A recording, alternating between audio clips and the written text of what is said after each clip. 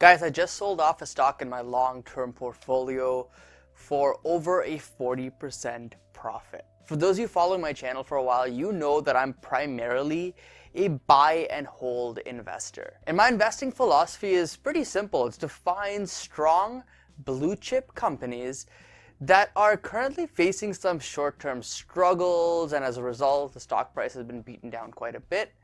And then I see this opportunity. I think the companies can resolve these issues over the long term. So then I proceed to do more fundamental analysis and then eventually enter a position. The result is, of course, that I pick up some really amazing companies at suppressed valuations, and I end up with some pretty good capital appreciation over a fairly short period of time. Now, occasionally I will sell shares in a position if I feel that the company has gotten to some crazy valuations which I don't support or agree with anymore, or if the fundamentals of the business have started to change, or if my confidence in that investment has really started to diminish. But what's even rarer for me is to completely close out a position, sell off 100% of my shares in that company, because that really means that something with my mindset with that investment has made me go from I love this business to I'm not sure about this business, or I don't want to hold this business anymore. Well, in today's video, I'm going to actually fully disclose to you guys a stock that I closed out a position in. I sold off 100% of my stake in that position. And I'm going to give you my reasoning as to why I did this, of course, what stock this is, and what I plan to do with the proceeds from that investment. And of course, as usual, if you appreciate the insights here, the best way you can thank me is by dropping a like on this video and sharing it with a friend, because it helps out the channel tremendously. You guys have been showing me some really strong support recently, and trust me, I truly appreciate that. So stock we're discussing today is JD.com, which is a massive e-commerce company in China with an advanced logistics network that is truly impressive. They have reached to most of China, which helps them grow at such an exponential rate every single year. Many people assume that Alibaba is the Amazon of China, but funny enough, JD.com is actually like the Amazon of China if you're comparing the two companies. In fact, they even compare themselves to Amazon here in their earnings report, showing that they are growing faster than Amazon or any other retailer in the US for that matter. So all of this sounds positive. Why would I be going out there and selling my stake in JD? Well, when I entered my position in JD, it was a stock that was extremely suppressed, extremely oversold, and it was at a time when the US and China had kind of their trade tensions close to a peak, where everything was pessimistic. We weren't sure if there was any sort of resolution that was going to come out of it. And as a result, investors sold off their shares in many Chinese companies, including JD. And as a result, JD was just so oversold that it was just too tempting to not pick up a few shares in this business. Now, I don't typically do this for my investments. I don't go and just look for companies that are extremely oversold regardless of their fundamentals. But in this case, I did make an exception for JD because I did see some potential growth in the future, with China. If everything kind of resolved with the whole trade situation, that JD would come out much stronger. Typically, when I do choose a company to invest in, I try to make sure that the fundamentals are strong.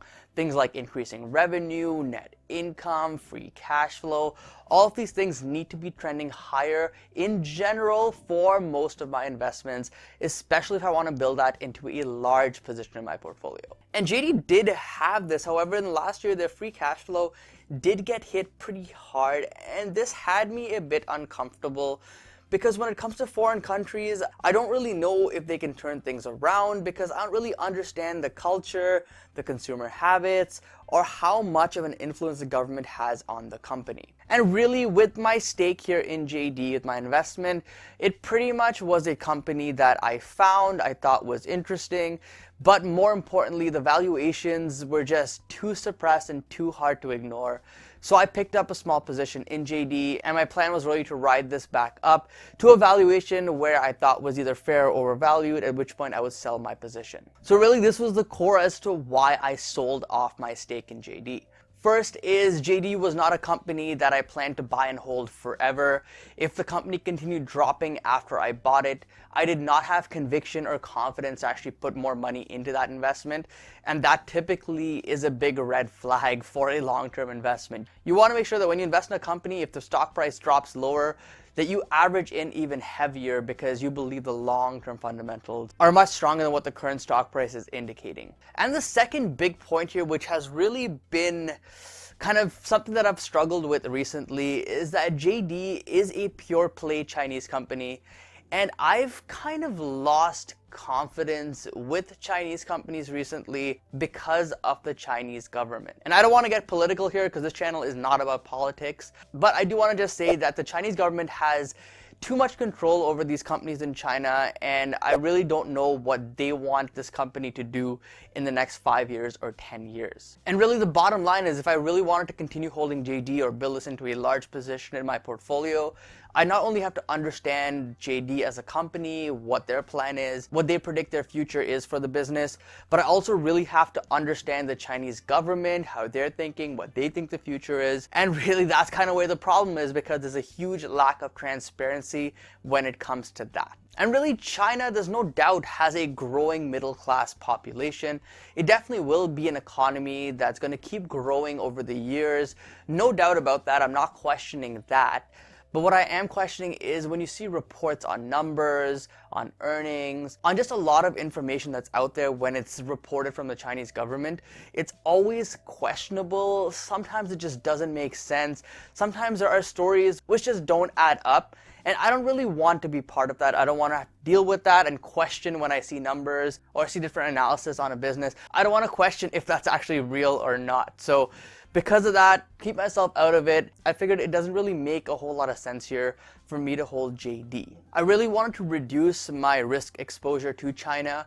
I do hold another Chinese stock currently, and at this time, I'll probably continue holding that stock because I think it's still undervalued at current prices if all the numbers are accurate and correct. But bottom line is here, I didn't want to hold multiple companies, and that's why JD got cut from my portfolio today. Also keep in mind, when it comes to Chinese stocks, most of them are ADRs, which stand for American Depository Receipts.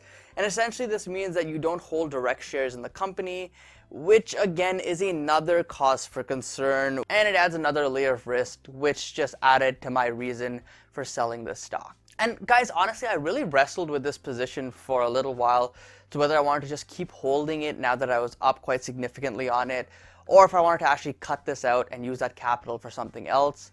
But unfortunately, after weighing the pros and cons, looking at the risk to reward here, I figured it was a good time to cut my position in JD. Now, a lot of you may be thinking this is probably the worst time to sell JD because with the coronavirus spreading in China, a lot of people will be at home, a lot of people will be ordering more things online. And that's kind of what I was thinking of as well. But when I actually do more research online, try to look up some YouTube videos of people from China, there's some drone footage in Wuhan, which is actually quite surprising. You'll see that the whole city is like a ghost town. There's no deliveries, none of that stuff going on. And I think that JD, along with other delivery companies, will actually come out soon and say that they've actually been negatively affected from the whole coronavirus situation. And that may be a catalyst for another sell-off here in Chinese stocks. That's just a thesis. I don't know what's going to happen. I'm not going to try to predict or make an investment based on what could happen with this whole coronavirus situation. But I just wanted to address that because I know it's going to be something that's going to be brought up in the comment section below. Okay, so now you guys understand from a high level at least why I sold off the stock.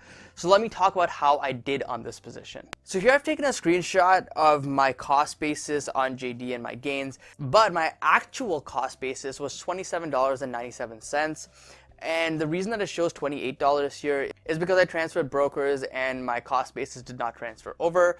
So that number is slightly inaccurate. Nonetheless, I opened my position at around $27, $28 because I felt the risk to reward was worth it at those levels. Now, if you fast forward to today, when I sold off the stock is around $40 per share, which I think is actually pushing overvalued territory right now. And the risk to reward isn't as appealing anymore.